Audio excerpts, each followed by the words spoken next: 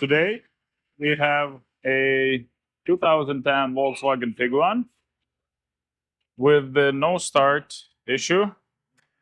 The customer says that he had it running. He came home from wherever, just arrived at home after a long day of whatever, and he just stalled and he was never able to restart. So when I checked the oil level, let's wipe it. Yeah. So before I do any work, I just like to check the oil level. The oil level is up to here on the dipstick. So this is where it should be, like right here in this area. Well, it is right here. So that's like a whole lot of oil. Oh, but on this side, it's a little less. It's here. So I think this would be the more correct level. It's still like triple or 4 times the level. So when I asked him why is it so much, he said that whenever the engine would make more noise, he would just fill more oil and it would stop making more noise. So that's the reason we have so much oil. He was just filling it up without even looking at the dipstick. I guess we'll see how it turns out. I'm gonna go try to crank it and see what happens. Oh, by the way, these are the codes that I've pulled from it. So I'm thinking timing chain, or judging by the kilometers, 316,374, that's pretty high. Could be an engine as well. If not maintained well, it's very well possible. So let's see, let's try to crank it and see. Alright, so it's like the crank, fine. It kind of picks up and then it dies. There's like one cylinder fire and then die. It doesn't seem like it's low compression. It feels like there's some kind of compression. I don't know. We're gonna. I guess the first thing we do is change. I would change oil first, but in this case, I should probably check compression first. Because if there is no compression, there's no point changing engine oils here, wasting all that money. If you can just replace the engine right away, I think it's just done. So I'm gonna just test compression first. So we're gonna pull the plugs.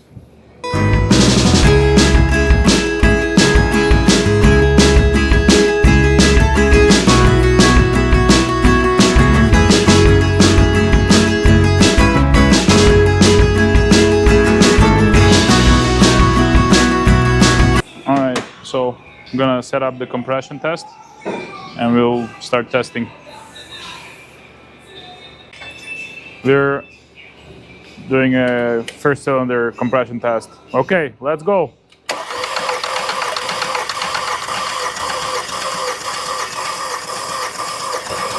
Okay.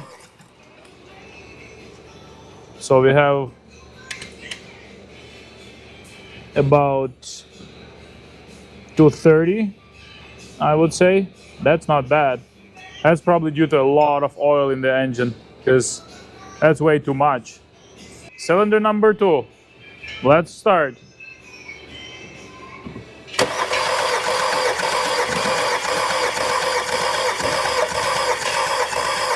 Okay.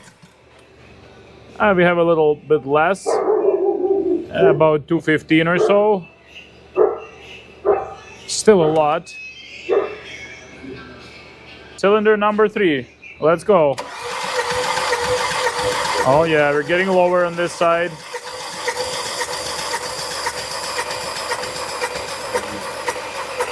Oh, okay. Okay, that's enough. We have about 160 PSI, but it was low for a long time and then it went up like 30 PSI momentarily. So that's interesting. That's something's happening in there. Maybe a valve issue, valve train issue, probably a timing chain, I would think. We'll see what the fourth cylinder says. Cylinder number 4. Let's go.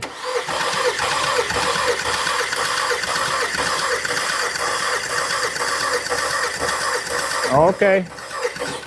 So we have about 215, 220-ish.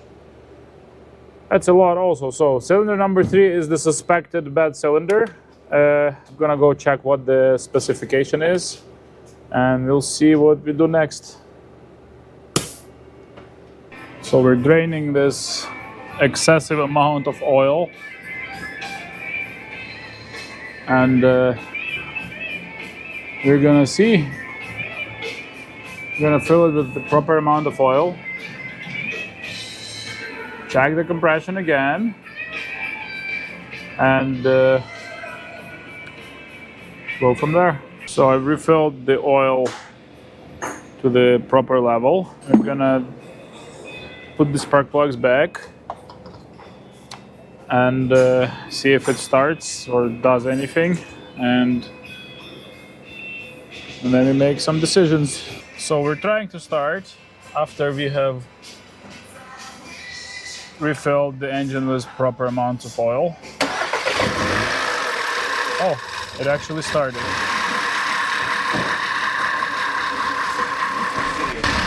Isn't that beautiful? Now it's misfiring. I can feel the mist, but it actually started. Okay, you see every single cylinder misfiring. So the engine ran with a misfire for probably about half an hour or so. I'm gonna check the codes, see what the codes are.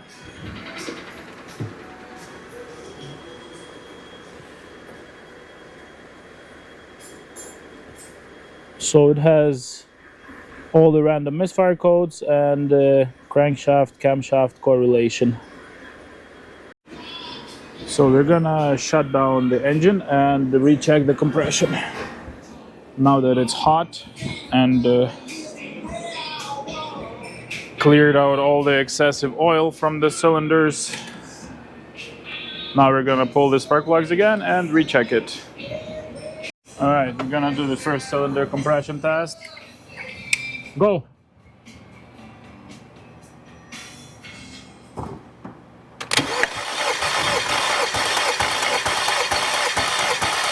Okay. So yeah, we do have about 200 PSI, which is 14 bar, which is just about the specification, the top end of the specification. That's great.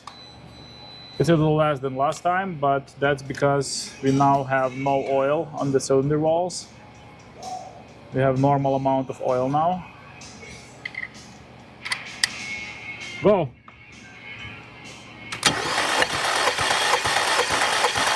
All right, good.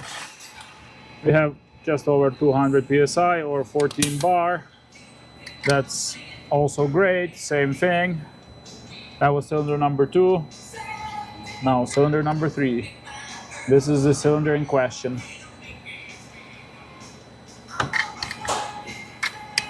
All right, go.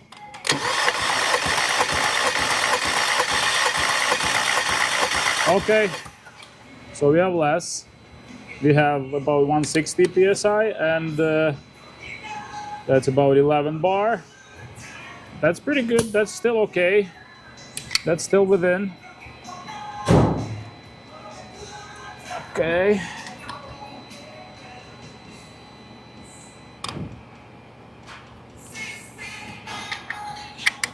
All right, go. Okay. So we have about 170 PSI or 12 bar. And that's also okay. So a little bit of a difference on the on the last 2 cylinders, but it's still within okay. But we do have that cam crank correlation code, which will probably mean we're off on the timing chain, and we do have oil pressure light. yeah, so the customer has already told me that he's going to refuse any repairs. He just wants to know if he can drive it for a little bit more. So I guess he could. I guess it's possible now to drive. So I guess I'm gonna just let him go. So thanks for watching, and see you in the next video.